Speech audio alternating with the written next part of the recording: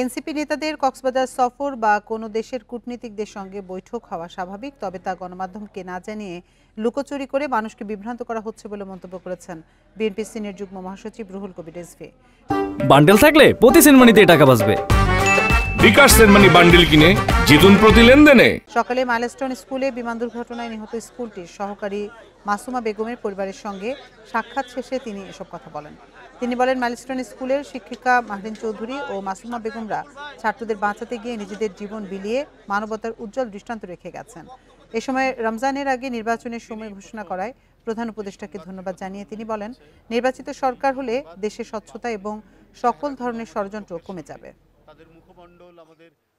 এনসিপির কিছু নেতৃবৃন্দ কক্সবাজারে গিয়েছে, আপনারা যেতেই পারেন, অসুবিধা কিছু নেই।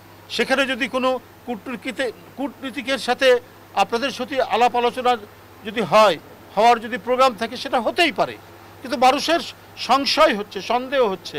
জনগণ চায় এই যারা গণতন্ত্র ফেরানোর আন্দোলনে যারা কাজ করেছে তাদের প্রত্যেকটি ক্ষেত্রে স্বচ্ছতা থাকবে।